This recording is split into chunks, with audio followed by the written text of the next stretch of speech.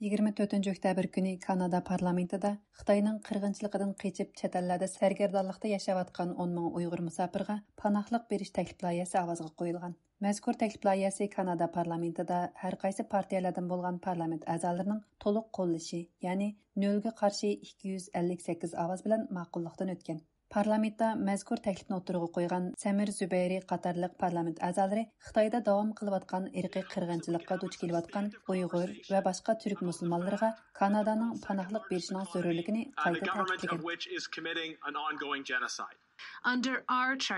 Munozara jarayonida Samir Zubayri Xitoyning irqiy qirg'inchiligidan qechib chiqqan Uyg'ur va boshqa turkiy musulmonlarning panohlanadigan bexatar bir yerining yo'qligini, bu kishilarni bexatar bir makonga o'rnalashtirish Kanada hozir qila oladigan va qilishga tegishlik amaliy ish ekanligini o'tirg'a qo'ygan. For the exact reason that we in this house have said that they are suffering a genocide. If we're able to do that, we can and we will hopefully resettle at least 10,000 if not more Uyghurs. This is a moment for us to save lives. Let's do it. Xitoyning ziyankeşligidan qechib chiqib, Turkiya ham O'rta Sharq ellarida yashayotgan Uyg'ur musofirlardan oz deganda 10 ming kishini Kanadaga qabul qilish to'g'risidagi bu qaror loyihasi parlament a'zosi Samir Zubayri tarafidan bu yil 6-oyda parlamentga sunilgan ekan. Kanadadagi Uyg'urlarning haqlarini himoya qilish qurilishining mas'uli Mehmet To'xtapandi bu vaqtda radiomizning maxsus ziyoratini qabul qildi. O mundaq dedi. Bu ishgüzarlik qarshi nil bilan e'lon qaror o dushanba kuni o'tirib qo'yildi. Ama tünegin avazga taşlandı. Bu karar nima desangiz, aş Ukraynalıqlarga yo'l qo'ygan alayda siyosatni Uyg'urga yo'l qo'yish. Bu haqida karar. O ziyoratimiz davomida bu qaror haqida tafsiliy tushuncha berdi. Mush yil 4-oyning 26-kuni bu Kanada hukumatı Ukraynalıqlarga alayda ko'chmanlar siyosati yo'l qo'ydi. Elka vizaning shartlarini amaldan qoldirdi. Birlashgan Davlatlar Tashkiloti tanishtirish kerak degan Kanadaning tutib kelgan shunday bir panohlanuvchilarni qabul qilinganda foydalanish nuqtalari uni bekor qildi. Anadakin bu Kanada kelganlarning biometrik barmoq izlarini tekshirish ishlarini hammasini tayyor qilish kerakdi. Ularni bekor qildi degandek nurg'un narsalarda bu Ukraynalıqlarga alayda siyosat tutib, ularning ishini osonlashtirdi.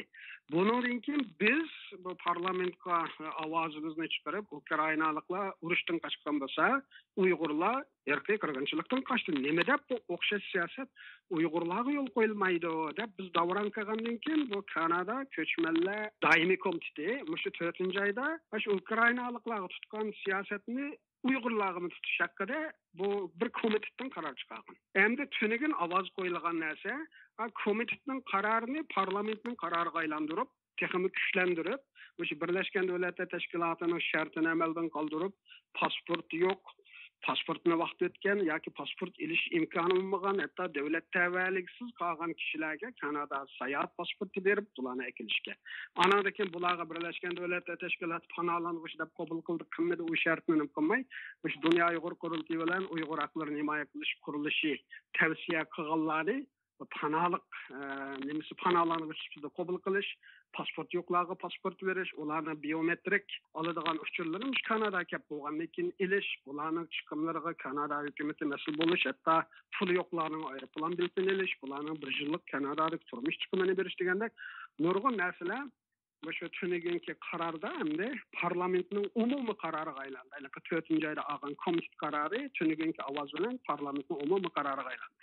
Gerçi Kanada parlamenti Uyg'ur qirg'inchiligini e'tirof qilib, qaror olg'ili 2 yilga yaqin vaqt bo'lgan bo'lsa-mu, ammo Uyg'urlar haqidagi bu taklif loyihasi parlamentga sunilgandan keyin ko'rinarli bir ilgirlash ko'rilmagan edi. Shundaqla Kanada hukumatı Uyg'ur majburiy emgakiga chetishliq mahsulotlarning Kanadaga import qilinishini cheklash jihatdami biror ko'rinarli natijani o'tirg'a chiqara olmagan edi. Shunga bu qitimqi munozara har qaysi axborot sohasining zo'r diqqatini qo'zg'agan. McDonald Laurier institutining bu vaqtdagi xabariga qaraganda 26 oktyabr kuni Kanada parlamenti M62 nomerliq mazkur qonun loyihasining amaliy moddalari to'g'risida rasmiy munozara olib boradi ekan. Mehmet To'xtapandi bu vaqtda to'xtalib, 24 oktyabr kuni 10 ming Uyg'ur musofirni Kanadaga akilish to'g'risida qaror ilingan bo'lsa, bugun, ya'ni 26 oktyabr kuni ashu musofirlarni akilishdagi barliq masalalarning tafsiliy muzokara qilinadiganligini bildirdi. Bugunkisi bo'lsa, endi u biroz tafsilotli, 10 ming son parlamentda, ya'ni hukumatlar bilan eng az 10 ming. Anadakin bular qachondan boshlab keladi? Qanday shartlardaki? Bugunki biroz tafsiliy muzokara bo'ldi.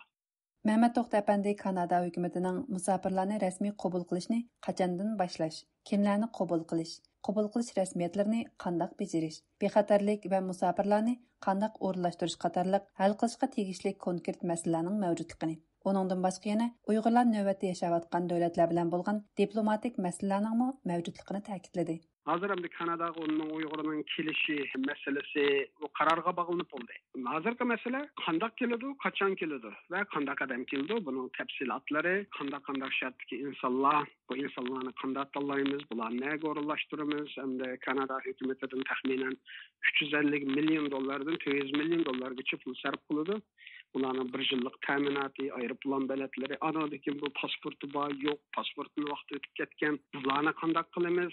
Yani birisi hazırdan başlap bu Uygurlar ultralaşkan devletler bilen diplomatik münasebette biraz muşu meselini tilgasak, bu devletler Xitayning bisim kılış bilen bu yerdeki Uygurlarga çıkış ruhsati beremdi, bermem degan nurgun suallar bunu emelileştiriş için. Şunlaşka hazır muşu mesele parlamento müzakir kılınışka ve hükümet mu hareket plan tüzüp bunu kandak icra kılış hakkında maxsus bir kurum şekillendirip nurgun tayyorlashlar var. Şu anda yakında başlandı bence. U oxirida Kanada parlamentida e'lingan bu qarorning Uyg'urlarning muhojirat tarixidagi tarixiy ahamiyatga ega bir qadam ekanligini ta'kidladi.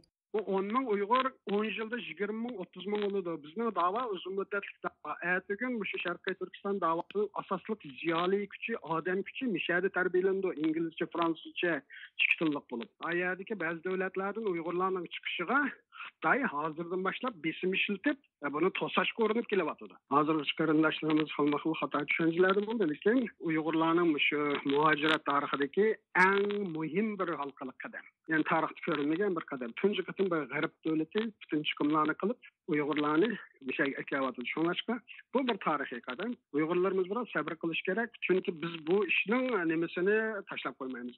Toki shu Uyg'urlar bir şey kelguncha buni biz unutib qolmaymiz, tashlab qo'ymaymiz. Hörmətli radio dinləyicilər, bu proqramını Nur İman tayarladı.